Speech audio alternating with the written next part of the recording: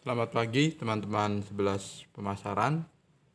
Di materi kita hari ini kita akan coba mengulas tentang penerapan pencatatan transaksi pada bukti transaksi internet. Jadi di dalam ini kita akan mempelajari teori-teori bagaimana sebuah transaksi itu bisa dicatat kemudian bisa disimpan. Dalam materi ini terdiri dari 3 bagian. Ini adalah bagian pertama. Jadi yang perlu kalian penuhi adalah pertama menyimak ulasan ini, kemudian membaca bahan yang ada di Google Classroom.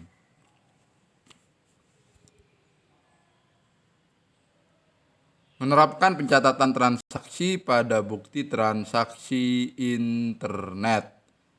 Nah, di sini di setiap kegiatan bisnis itu kan selalu ada pencatatan-pencatatan.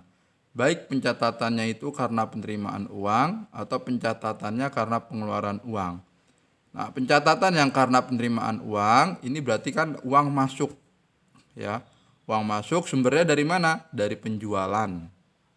Kemudian kalau pengeluaran uang, kita ngeluarin uang sebagai pemilik usaha itu untuk apa? Untuk pembelian dan pembayaran operasional. Jadi kalau secara umum penerimaan uang itu bisa berasal dari pendapatan penjualan, bisa juga berasal dari pelunasan piutang. Nah, kalau yang pengeluaran uang itu untuk apa aja? Pertama untuk pembelian. Pembelian itu sifatnya luas. Baik pembelian barang dagang, ya, pembelian perlengkapan, juga bisa pengeluaran-pengeluaran lainnya seperti misalkan beli voucher listrik, kemudian untuk beli bahan bakar, ya, kemudian bisa untuk biaya pembayaran sewa. Nah, itu digolongkan sebagai pengeluaran kas. Ada yang sifatnya operasional dan ada yang non operasional. Kalau operasional itu artinya berhubungan dengan kegiatan bisnis. Operasional berhubungan dengan kegiatan bisnis. Kalau yang non operasional berarti ini tidak langsung berhubungan dengan kegiatan bisnis. Coba kalau kalian bayangkan, apa itu bedanya? Apa jenis-jenisnya ya? Yang tergolong operasional dan yang tergolong non-operasional. Dalam kegiatan ini ada baiknya kita memiliki bukti transaksi sebagai bukti sah bahwa telah terjadi sebuah transaksi perusahaan. Bukti transaksi yang simpel itu ya kwitansi, ya, yang bisa kita dapatkan dengan mudah. Kwitansi, nota, atau faktur yang dijual di toko-toko ATK. Bukan hanya itu, bukti transaksi juga dapat membantu kita memperkuat setiap laporan keuangan perusahaan. Jadi nanti kita coba perkuat lagi belajar akuntansinya. Kalian selain bisa memasarkan barang, mempromosikan barang, kalian juga bisa melakukan pencatatan akuntansi. Ya, jadi nanti coba kita lihat waktunya dan kita perdalam lagi akuntansinya. Yang minimal itu akuntansi mayop nanti akan diulas lagi, ya. Jadi minimal kalian bisa komputer akuntansi. Nanti pada saat praktek kita akan coba praktek mayop yang paling sederhana. Kemudian di sini pencatatan keuangan. Dalam pencatatan ini bukti transaksi diperlukan itu untuk apa aja? Fungsi-fungsi bukti transaksi dalam akuntansi dan bisnis. Pertama, menghindari kesalahan dan penyelewengan atas kekayaan perusahaan. Kesalahan di sini kesalahan yang sifatnya penulisan harga barang dan jenis barang yang dibeli. Bayangkan kalau kita beli barang kemudian tidak ada bukti transaksinya, tidak ada fakturnya dari yang menjual. Itu kan agak kesulitan, ya. Pertama kesulitan juga ini sesuai gak dengan yang dikirimkan. Kemudian kesulitan pada saat ada kerusakan buat garansinya, ya. Kemudian penyelewengan atas kekayaan perusahaan. Jadi setiap pengeluaran transaksi atau pengeluaran uang itu harus ada catatannya biar tidak ada penyalahgunaan uang. Misalkan minta uang 10 juta, hanya minta doang tapi tidak disertakan ini untuk apa dan tidak disertakan juga ada serah terima uangnya dalam bentuk mungkin bukti kas keluar.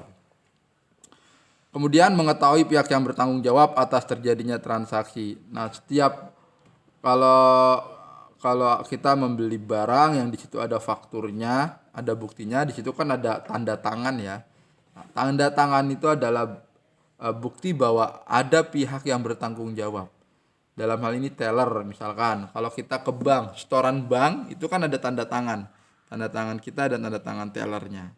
Nah, berarti pada saat terjadi transaksi di bank tersebut, si teller itu yang bertanggung jawab. Dan kita juga yang bertanggung jawab terhadap uang yang kita setorkan. Media yang berisi tentang informasi keuangan. Nah, ini di dalam bukti transaksi itu ada informasi keuangan. Informasi keuangan itu apa, Pak? Harganya, harga barangnya dan berapa banyak.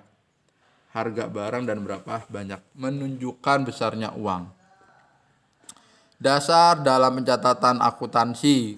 Nah, kalau di akuntansi itu membuat jurnal umum, dasarnya adalah dari bukti transaksi. Kemudian mengurangi kemungkinan terjadi kesalahan. Kalau ada pencatatan, maka ketika ada beda persepsi, kita langsung bisa lihat mana yang benarnya. Misalkan beli buku harganya 20.000. Nah, kemudian kita mau mengembalikan karena rusak, kan agak sulit ya. Agak sulit kalau tidak disertakan dengan bukti transaksinya. Apakah benar kita beli buku di situ ya? Itu kalau dari segi pengembalian. Kalau dari segi harga, apakah betul harganya itu 20.000? Harus dilihat berdasarkan bukti transaksi. Menghindari duplikasi pada pengumpulan data keuangan. Jadi biar tidak ada data keuangan yang ganda, bukti transaksi yang ganda. Jadi cukup satu aja. Memastikan keabsahan dan keaslian transaksi. Setiap transaksi yang betul-betul terjadi itu disertai bukti transaksi. Kalau tidak disertai bukti transaksi, berarti bisa tanda kutip transaksinya itu fiktif. Dokumen atas peninjauan kembali transaksi jika terjadi permasalahan di kemudian hari. Nah, ini digunakan untuk pemeriksaan. Ya. Kalau buat pemeriksaan keuangan, ada transaksi kemudian tidak didukung dengan bukti transaksinya. Nah, ini bisa tanda kutip ya. Apakah transaksinya itu betulan ada atau tidak. Tahap-tahap pencatatan, ada tahap pengiktisaran dan tahap pelaporan. Nah, ini yang digunakan di dalam proses akuntansi. Kita nanti pada saat dapat giliran praktek, kita akan coba ke Mayop, kemudian kita akan coba memindahkan yang ada di bukti transaksi ke Mayop. Dengan transaksi yang sederhana. Menyiapkan bukti pencatatan. Bukti pencatatan di sini mencatat yang ada di bukti transaksi. Kalau di akuntansi disediakanlah jurnal, ya, jurnal umum yang ada kolom debit dan kreditnya. Setelah udah disiapkan bukti transaksinya, kwitansi, faktur, nah itu mulailah dicatat berdasarkan urutan waktu atau tanggal. Kalau sekarang tanggal 30, maka transaksi tanggal 30 yang dicatat, ya. Setelah itu diposting, dikumpulkan. Transaksi yang pembelian dikumpulkan yang pembelian, transaksi yang penjualan dikumpulkan yang penjualan. Jadi dikelompokkan biar mengetahui berapa total penjualannya dan berapa total pembelian. Itu masuk diposting ke dalam buku besar. Kemudian membuat neraca saldo, itu hasil dari total pembelian, total penjualan, total pembelian perlengkapan. Nah, itu dimasukkan ke dalam neraca saldo.